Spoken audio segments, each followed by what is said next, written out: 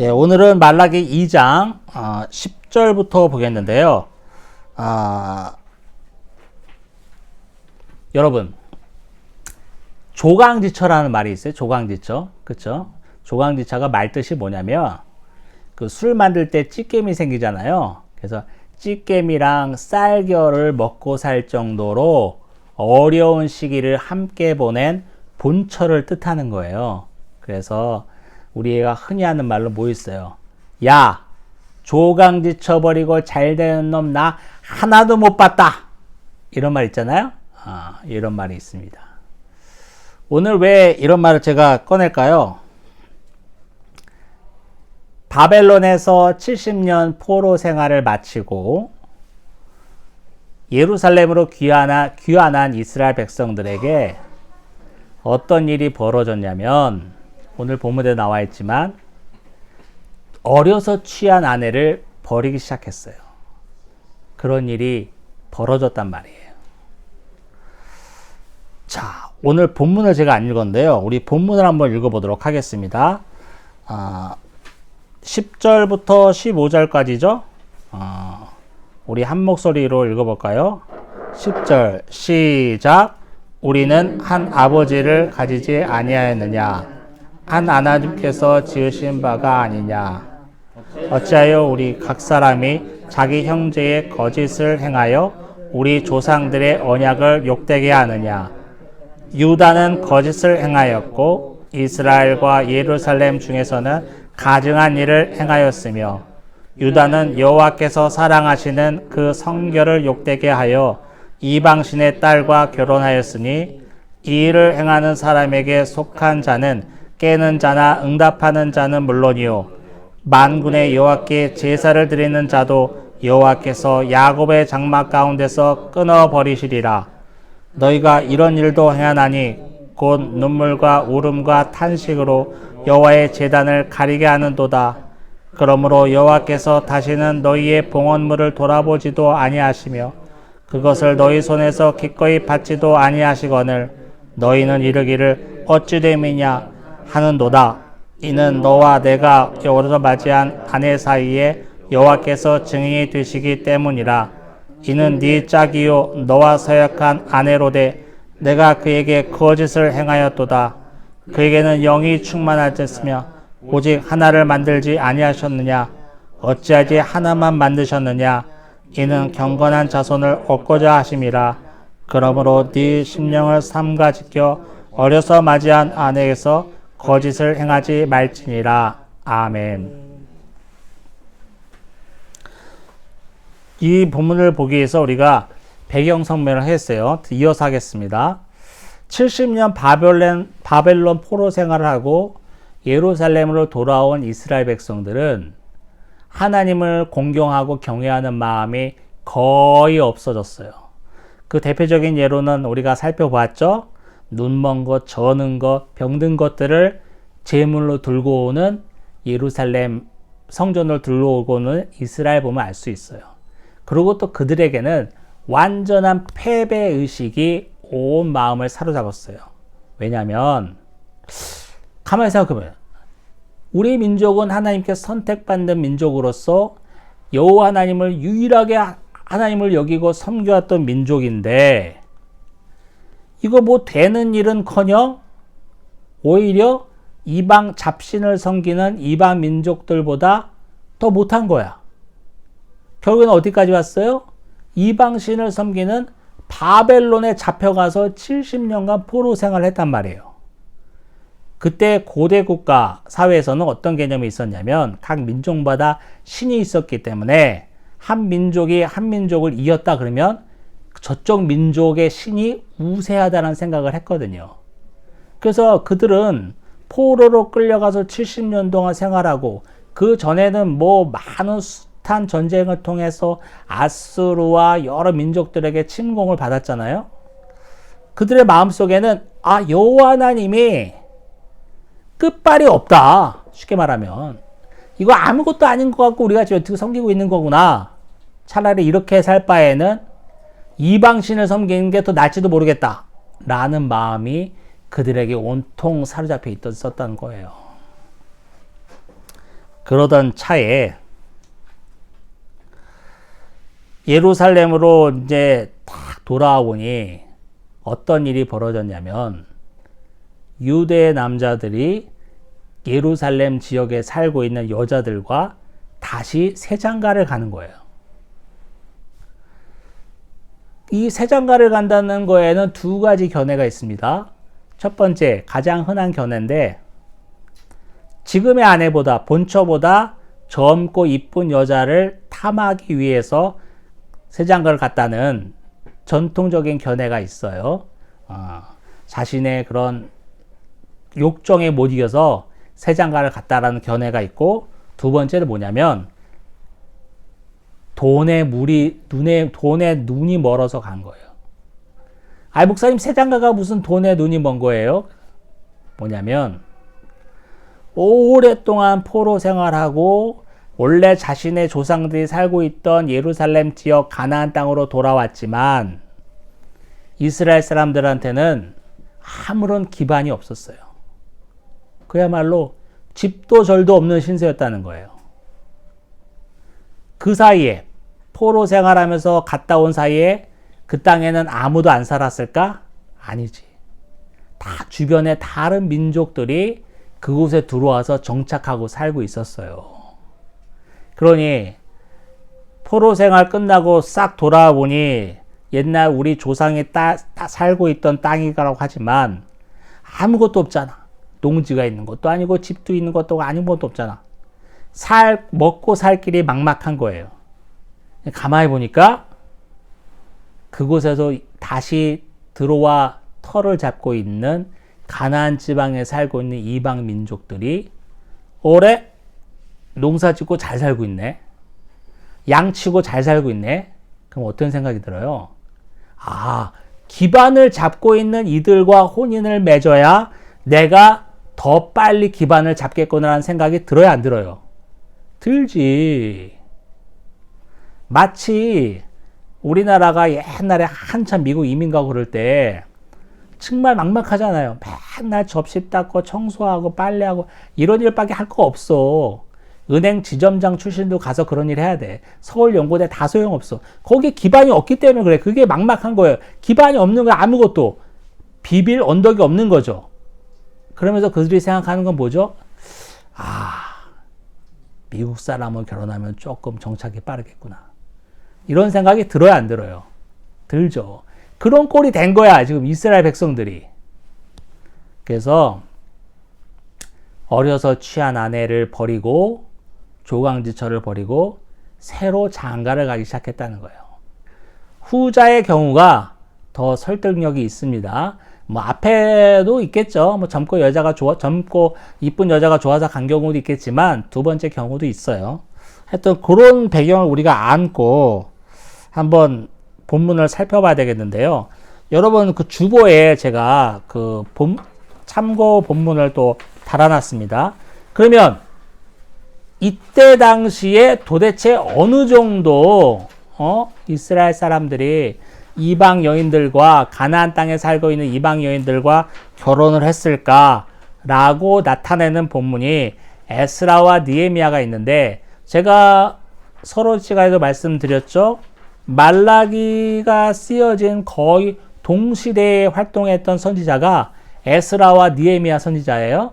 그들의 말을 보면은 이때의 현황을 좀 알 수 있어요. 한번 읽어볼까요? 먼저 스가랴서 에스라 9장이죠. 1, 2절을 보겠습니다.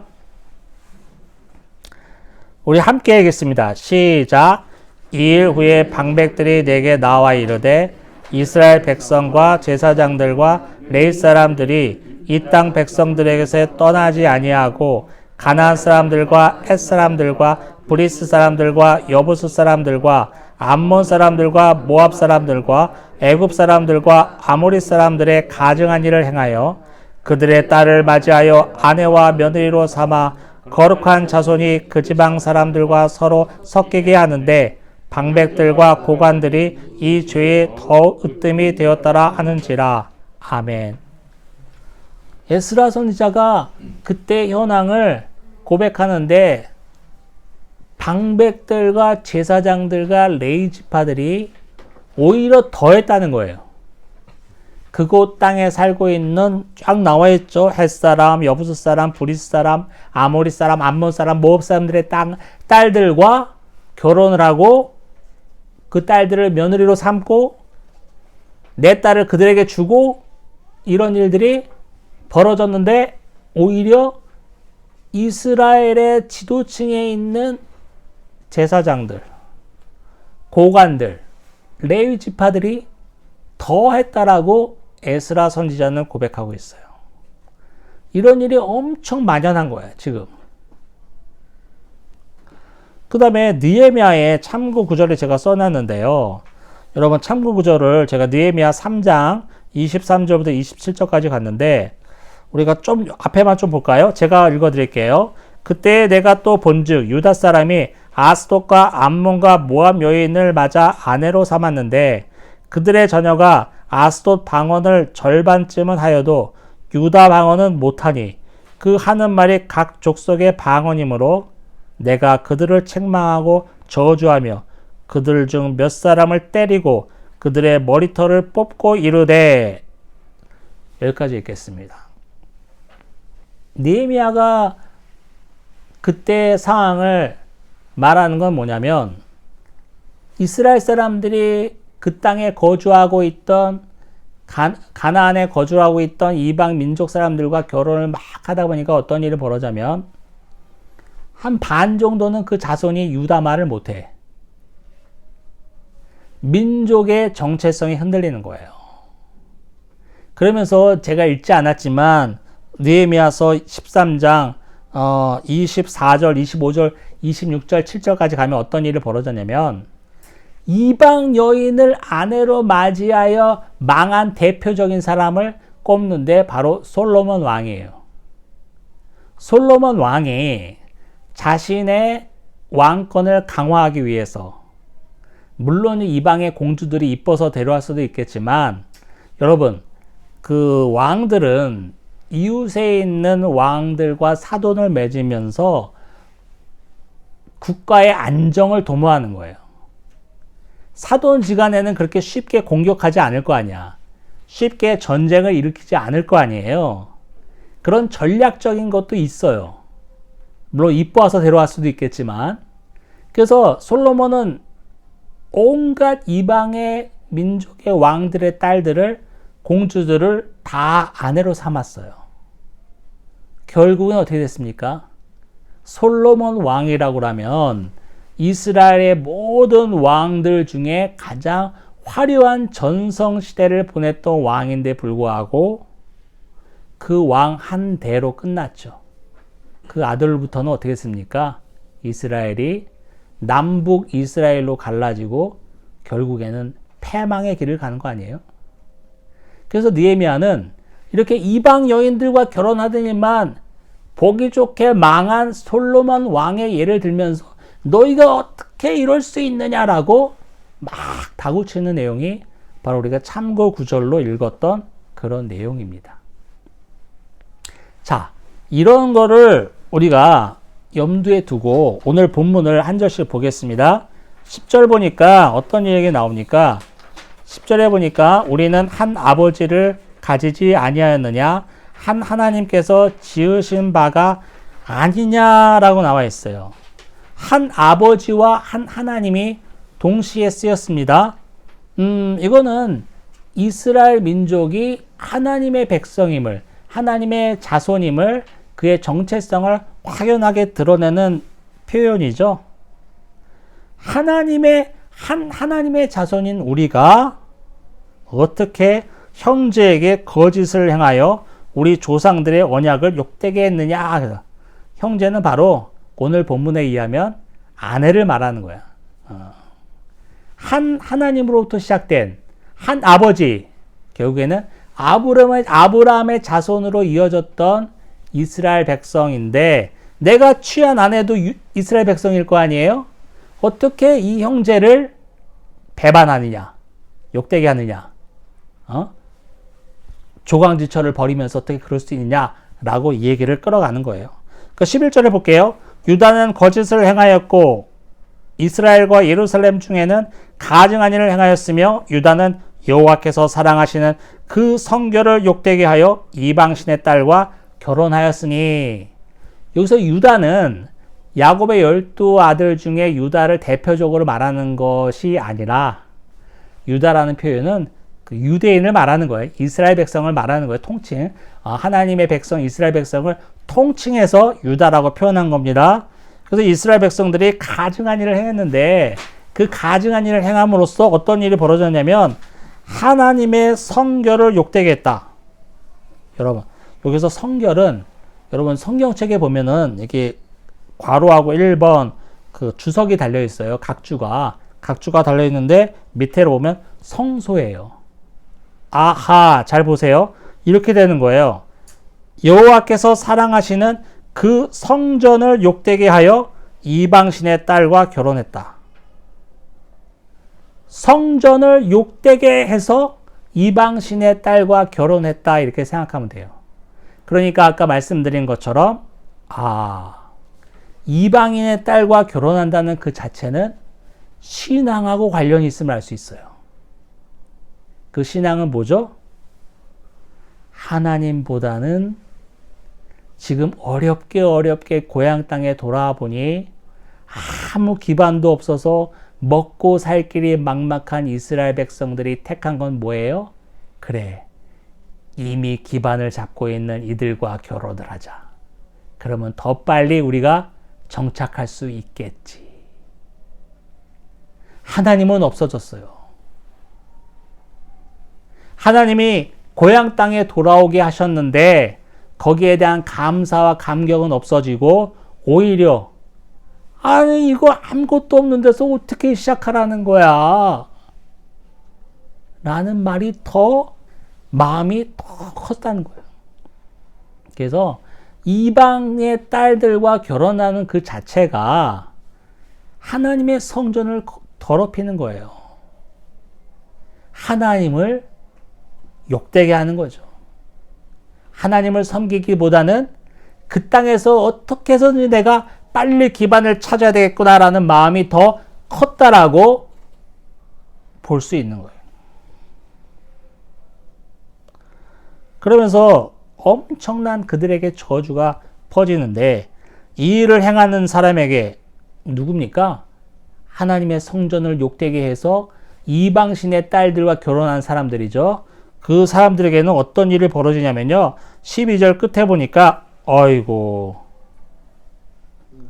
여호와께서 야곱의 장막 가운데서 끊어버리시리라. 와, 이거 엄청난 저주죠. 하나님의 엄청난 질책입니다. 야곱의 장막이라고 그러면은 하나님이 특별히 선택한 그 야곱의 장막에 들어가는 하나님의 백성이라는 총칭을 할 수 있는데 하나님의 백성에서 아예 끊어버리겠다는 거예요. 하나님이 이스라엘을 택하신 그 은혜가 어디 갔는지 찾아볼 수가 없을 정도로 하나님의 그 진노하심이 극에 달했음을 알 수 있어요. 그리고 13절도 중요합니다. 13절 보니까 너희가 이런 일도 행하나니 곧 눈물과 울음과 탄식으로 여호와의 제단을 가리게 하는도다. 오늘 본문에서 두 번째 주제라고 할 수 있는데 첫 번째 주제는 이방의 딸들과 결혼함으로써 성전을 더럽힌 일이죠. 두 번째 주제는 뭐냐면 예배의 풍습이에요. 예배의 모습. 하나님의 경고하시는 건 뭐죠? 니들이 이제 하다 이런 일도 하는구나 라면서 설명하는 게 눈물과 울음과 탄식으로 여호와의 제단을 가린다라는 말은 눈물과 울음과 탄식, 극도의 감정적인 고조, 엄청나게 격하게 흥분되어 있는 상태로 하나님의 제단을 가리게 한다는 말은 하나님의 제단을 적신다라고 설명할 수도 있는데 이건 뭐냐면요. 이방의 딸들과 결혼한 이스라엘 사람들이 이방 사람들과 똑같이 예배드리는 관습이 있는 거예요. 이방신들께 예배하는 그들의 관습은 어떤 게 있었냐면, 예배하는 자가 극도의 감정을 고조시키는 것이 오히려 그 신에게 엄청난 은혜를 받는 것처럼 여겨졌어요. 그래서 조용히 예배하는 게 아니라 막 극도의 흥분, 막 울고 떠들고 소리 지르고, 이게 울음과 탄식과 이렇게 나와 있잖아요. 그런 통곡으로 막 그들의 신께 막 예배하는 거야. 열광적으로. 어떻게 보면 좀 미친놈처럼 보일 정도로. 그래야지만 내가 은혜를 받았다고 생각하는 거예요. 이 풍습을 그들이 따라하는 거예요. 이스라엘이 따라하는 거예요. 그래서 막 극도로 흥분되게 격한 분위기 속에서 예배를 드리기 시작하는 거예요. 여기서 보니까 또 뭐가 있냐면,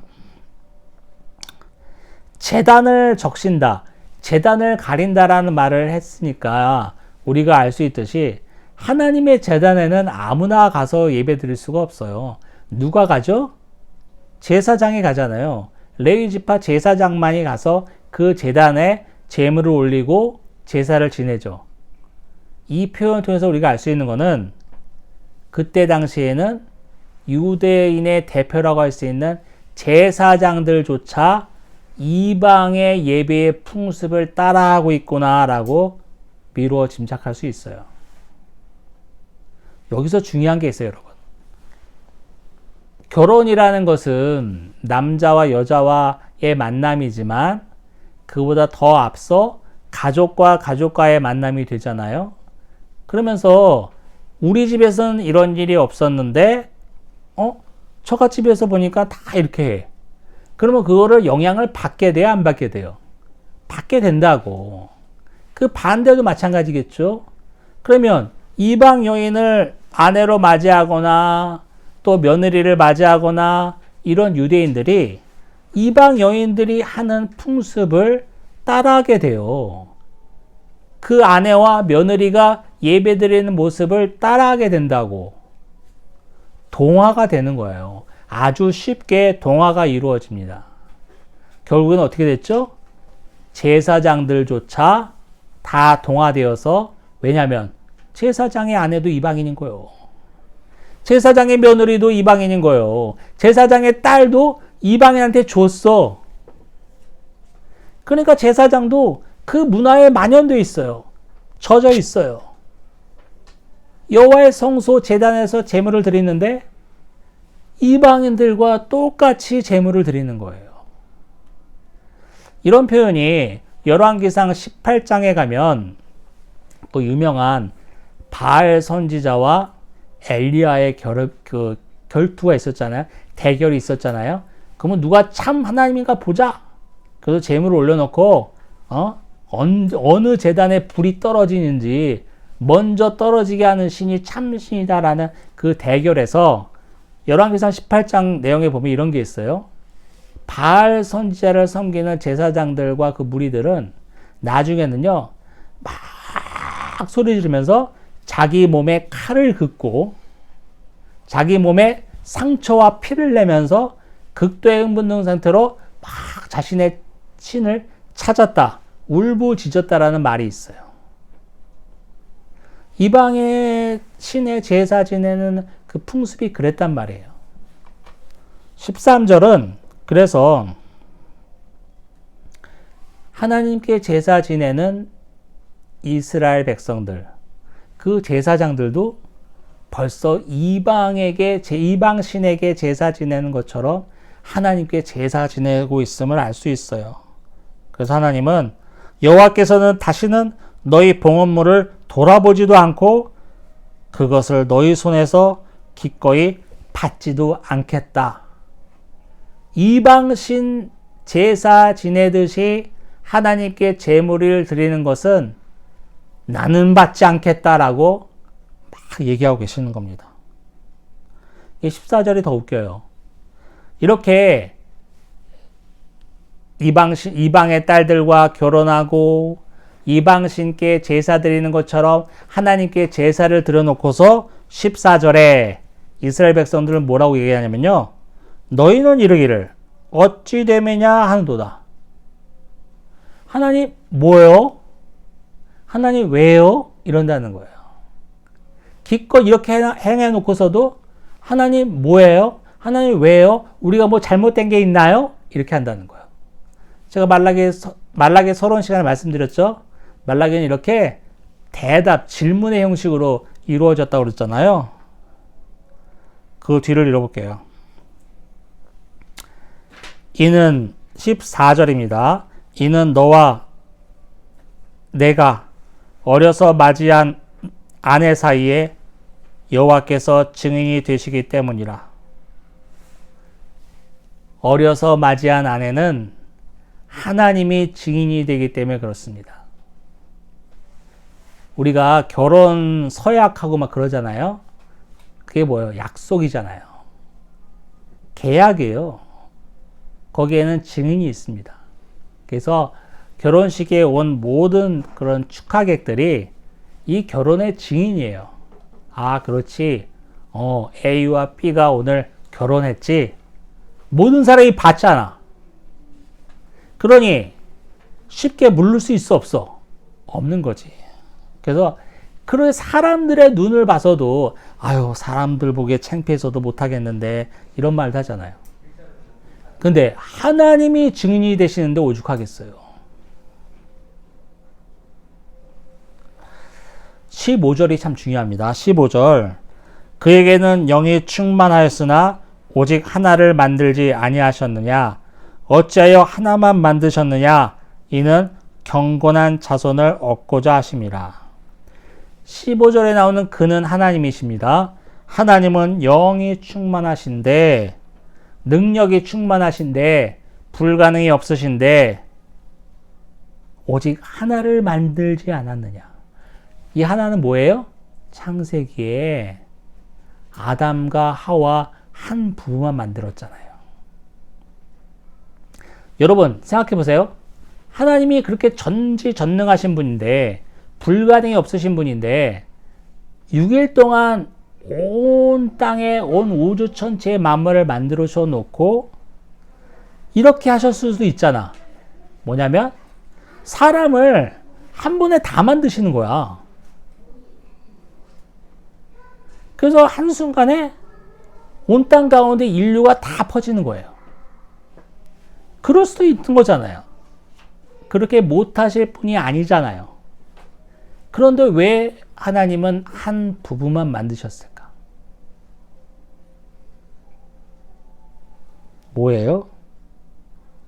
경건한 자손을 얻고자 합니다. 여기서 경건한 자손이란 경건한 씨라고 할 수 있는데 결국엔 예수 그리스도예요. 하나님으로부터 이어지는 하나님, 아담, 아브라함, 이삭, 야곱, 다윗, 그리고 예수 그리스도까지 이어지는 그 경건의 씨가 어떻게 해서 이루어지냐면 순수한 믿음의 혈통에서 이어지기 때문이다 이거예요. 사람이 많다고 된다는 문제가 아니라는 거예요. 그 순수한 믿음의 혈통은 그 가운데 이방신이 들어가서는 안 돼. 우상이 들어가서는 안 된다고요.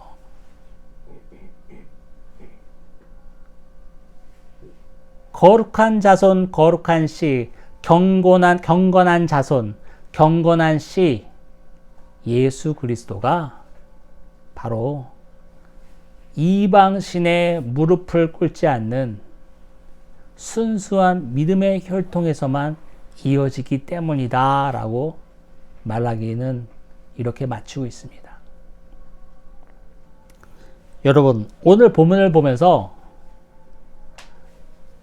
아니 나는 뭐 젊어서 사랑했던 아내 버리지도 않고 잘 살고 있는데 뭐 나는 문제가 되지 않겠지. 또 심지어는 뭐 아니야 결혼도 하지 않았는데 무슨 뭐 이건 내 얘기가 아니겠지. 이런 말 하는 사람이 있는데 이거 오늘 포인트 잘못 잡은 거예요. 뭐라고 그랬어요 제가. 그들이 왜 이방 신의 딸들과 결혼했습니까? 그 땅 가운데서 먹고 살 길이 막막한 그 땅 가운데서 조금이라도 빨리 기반을 찾고자. 결국엔 뭐예요? 물질의 눈이 어두운 거지. 이 땅에서의 안락한 삶을 택한 거잖아요.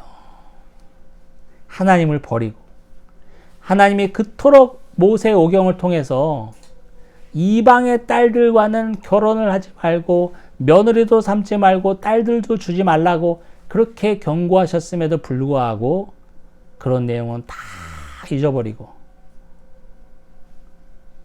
이 집과 결혼하면은 그래도 어떻게 좀 풀릴 일이 있겠다. 어떻게 좀 될 일이 있겠다. 이런 마음에 이방의 딸들과 결혼한 거 아닙니까? 어려서 취한 아내를 버린 것 아닙니까? 우리는 어떻습니까?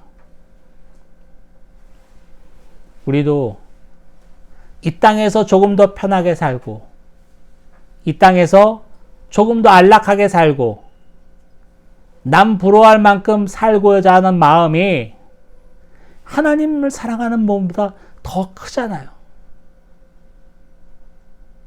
그러면 저와 여러분도 어려서 취한 아내를 버린 꼴이 되는 거예요. 기도하겠습니다. 하나님 아버지 감사합니다. 오늘 어려서 취한 아내를 버리는 유다의 이야기를 살펴봅니다. 이 땅에서의 삶이 가치가 안락이 편안함이 하나님보다 더 크게 보이는 어리석은 이스라엘은 바로 우리의 모습입니다. 주여 우리의 마음을 다시 잡아주시고 하나님을 다시 볼 수 있는 마음을 허락하여 주시며 하나님이 내 인생의 전부임을 명확히 깨닫는 은혜를 허락하여 주옵소서. 예수님의 이름으로 기도합니다. 아멘.